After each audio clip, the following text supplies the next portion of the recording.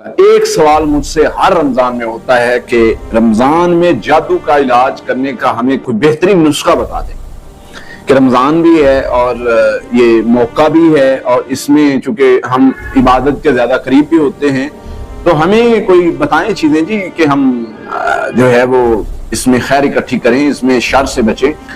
دیکھیں رمضان میں جادو کا علاج باقی دنوں کے حساب سے آسان ہوتا ہے، یہ میں اکثر کہہ چکا ہوں اور ایسا بالکل صحیح ہے یہ بات، کیونکہ شیطان جنات شیاطین جو ہیں وہ قید کر دیے جاتے ہیں یا قید ہو جاتے ہیں یا باندھ دیے جاتے ہیں۔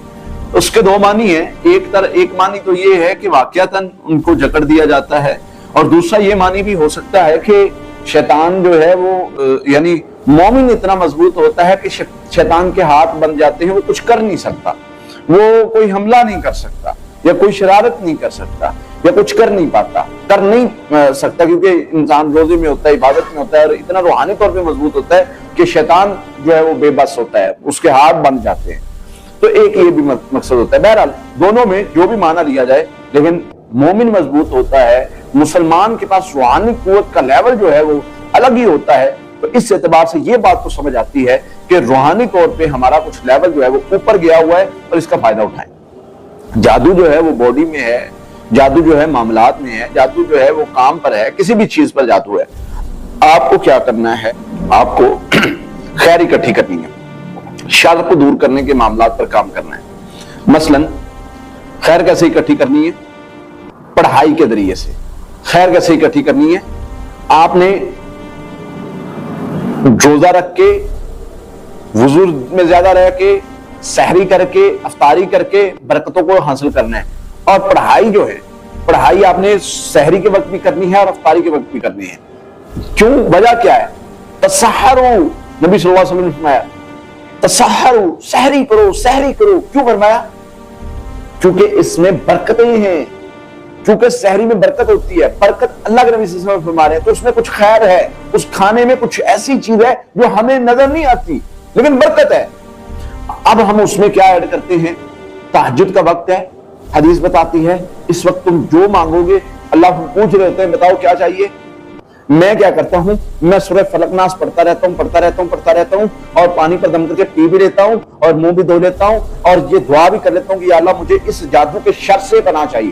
اللہ پوچھ رہے اس وقت تہجد کے وقت آپ نے نوافل میں کوشش کرے 2 نوافل پڑھے، 4 پڑھے، 6 پڑھے، ہر نفل میں آپ نے 11 بار سورہ فلق ناس پڑھنی ہے۔ ایک تو یہ عمل ہے، 2 رکعت پڑھ لیں 11 مرتبہ، 4 پڑھ لیں 11 مرتبہ، 6 پڑھ لیں 8 پڑھ لیں 11 مرتبہ۔ جو لوگ تراویح پڑھتے ہیں، وتر بھی پڑھ لیتے ہیں، وہ دو بھی پڑھ لیں تو کافی ہے۔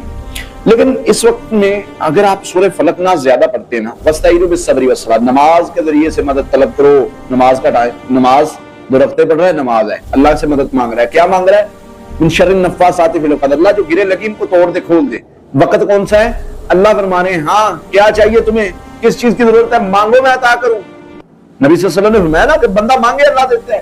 پھر سحری کا وقت، سحری کا وقت، برکت کا وقت، رمضان کا مہینہ، تہجد کا ٹائم، یہ ساری چیزیں ایک جگہ پر اکٹھی کر کے بندہ جب مانگ رہا ہے اللہ سے، اللہ پوچھتا ہے کیا چاہیے، بندہ کہتا ہے اللہ اس جادو سے پناہ چاہیے، اس جادو کے شر کو خاتمہ چاہیے، اللہ فرماتے ہو جاتا ہے، تم مانگو میں عطا کرتا ہوں۔ وقال ربکم ادعونی استجب لکم، تم پکارو میں سنتا ہوں۔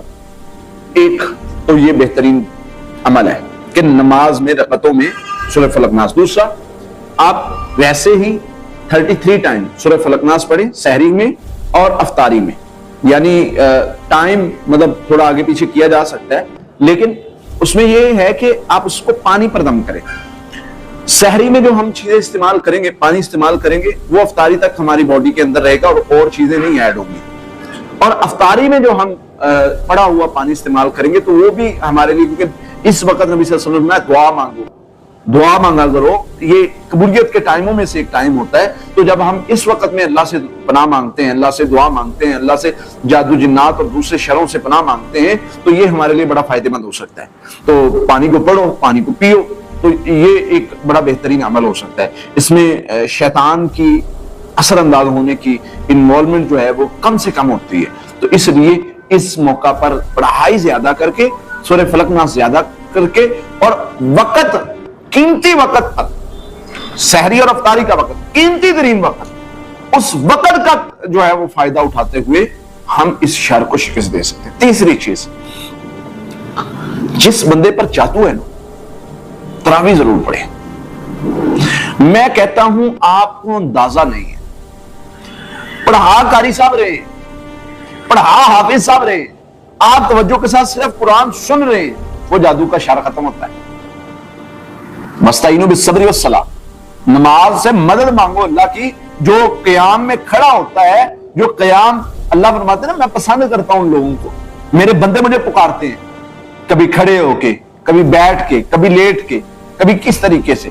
تو قیام میں جو ہے وہ آپ نے جب قیام کرنا ہے تو ایٹومیٹکلی آپ پر اللہ کی رحمتیں بھی برسنی ہیں، اور وہ قرآن پاک پڑھنے کی برکت سے آپ کا شر دور ہونا شروع ہو جانا ہے۔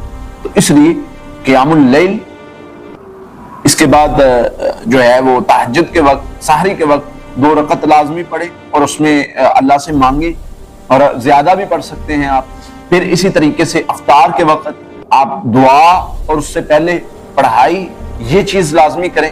تو یہ ساری چیزوں کو جب ہم ملا کے چلیں گے تو یقین کریں رزلٹ جو ہے وہ بڑا بہترین نکلے گا۔